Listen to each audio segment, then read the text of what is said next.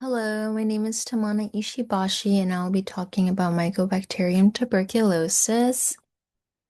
To start off, Mycobacterium tuberculosis causes TB, tuberculosis, and is spread from person to person via the air. Um, Risk factors include being immunosuppressed, so having HIV, being old of age, or just having anything that would compromise your immune system. And as of recent, it was said to there was the world has 2 billion infected people, and so that just means that 2 billion around 2 billion people in the world have Mycobacterium tuberculosis in their system. Doesn't mean they're symptomatic. And in 2024, it was said that there were over 10,300 cases of active tuberculosis in the United States. So people with symptoms. Um, the pathology, you just breathe in Mycobacterium tuberculosis, just bacteria, you just breathe it in. It travels down to your alveoli where it meets alveolar macrophages, and then the macrophage will phagocytose Mycobacterium tuberculosis. And usually, what the macrophage does is it fuses the lysosome and the phagosome together, and so the lysosome kills bacteria. But tuberculosis has a mechanism. It releases these proteins, which basically prevents that from happening. So no fusion, which allows the Mycobacterium tuberculosis to survive in the macrophage and actually multiply. And so, as this happens, your body becomes aware and the immune system tries to attack the Mycobacterium tuberculosis. And this is done by creating these granulomas, and it's the body's way of containing the infection. And it basically contains the Mycobacterium tuberculosis. But this does cause the tissue in that area to die, which is known as caseous necrosis. Um, and this is usually where the immune your immune system kind of defeats in air quotes Mycobacterium tuberculosis, so it either kills it all, or there could be Mycobacterium tuberculosis that survives and is kind of just there and it just resides in your body. It's latent, which means that the immune system contains the bacteria but doesn't mean that it's dead. And so later on in life, if you have um, something that causes your immune system to be compromised, or as you get older, it can become active again. And so your weakened immune system allows the bacteria to spread.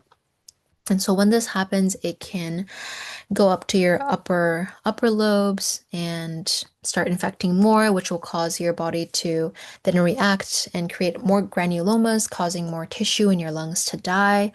This causes actually cavities, oopsies, cavities, which allows the bacteria to disseminate and go all over your lungs. And this causes bronchial pneumonia. And then once it infects your lungs and it doesn't have anywhere else to go, it can actually travel to the rest of your body, causing vascular TB.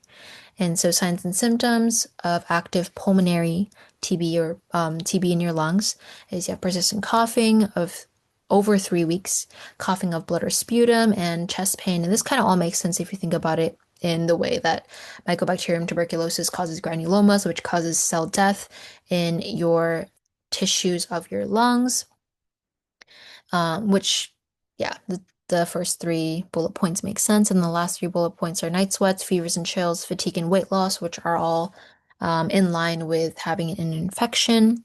And so after it's done messing up your lungs, it can travel to the rest of your body. Can travel to your kidneys, and the symptoms can be seen in your urine. You can get meningitis if it travels to your brain. You can get Pott's disease if it travels to your lumbar vertebrae.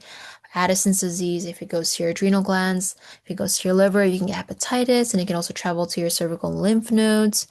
And this is all signs of active TB. If you have latent inactive TB where your body has kept it at bay, you will have no symptoms and you cannot spread it to others. You can only spread it to others if you have active TB. Yes, and so for diagnosis, I'm sure we've all had the PPD or TB skin test where we all get just like a little injection under our skin in our forearm.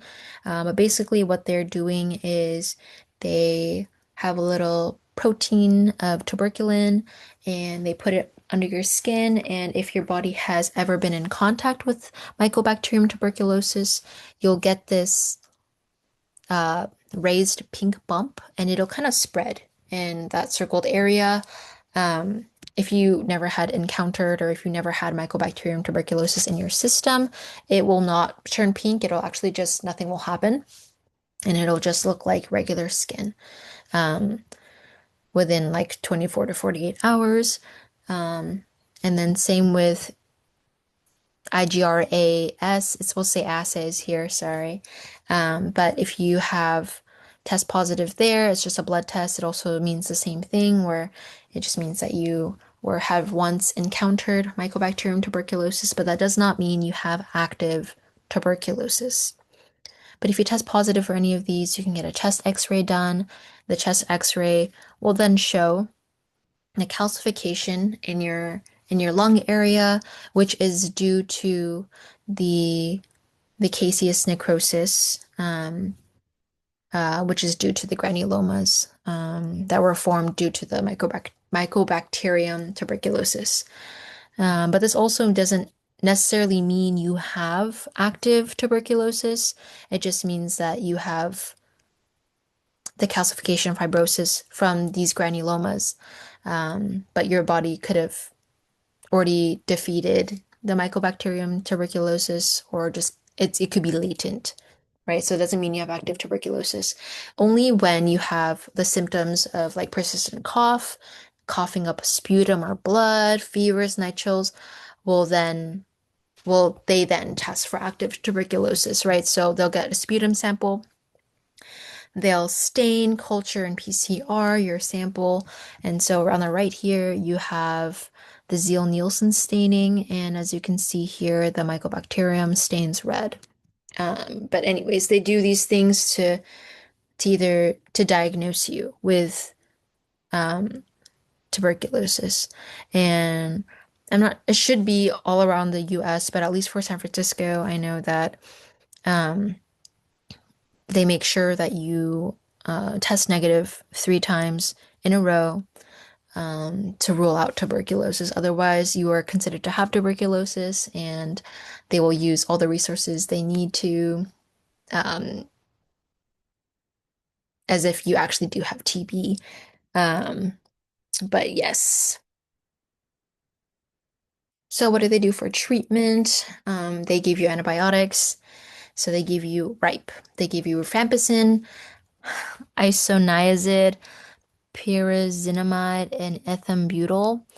Um, for the first 2 months, they give you all of RIPE, and for the last 4 months, they only give you R and I. So that's a total of 6 months of antibiotics. And you are also on isolation for 6 months. You are not allowed to leave. You are not allowed to go do anything. You are in your room for 6 months. And they keep you in a negative pressure room, either in a hospital or a high level acute center.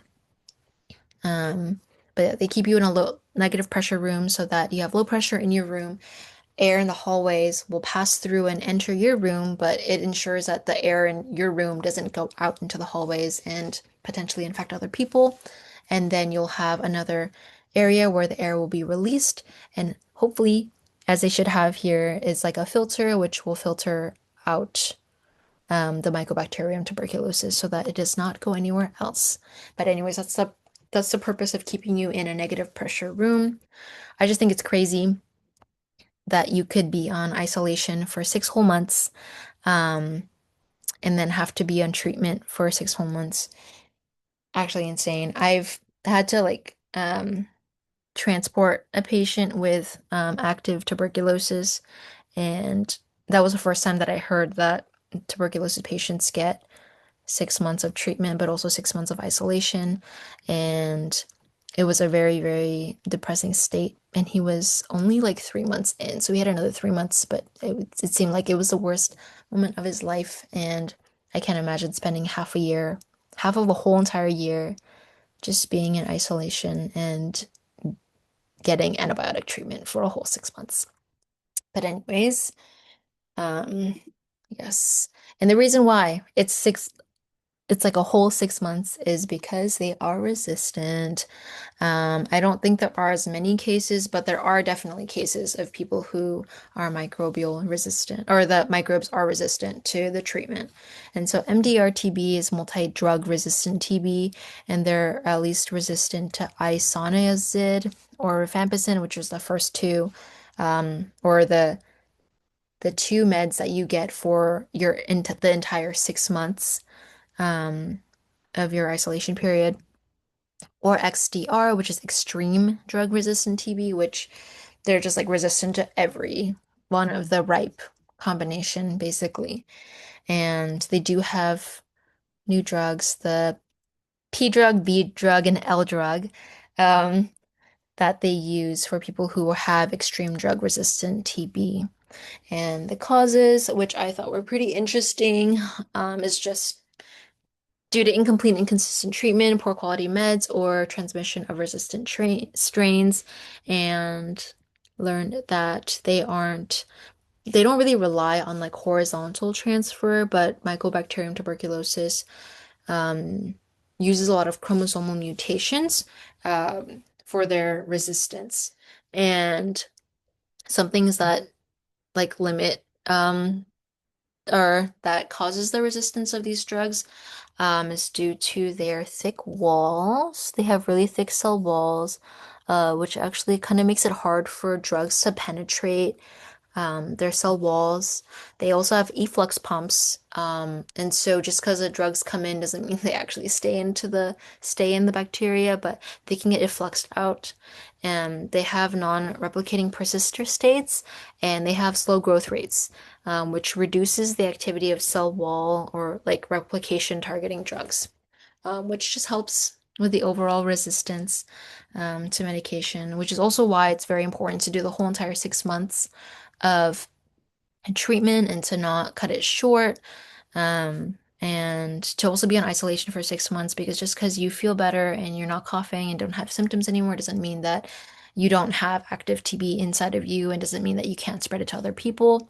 Um, and yeah, that is my presentation. Here are my references.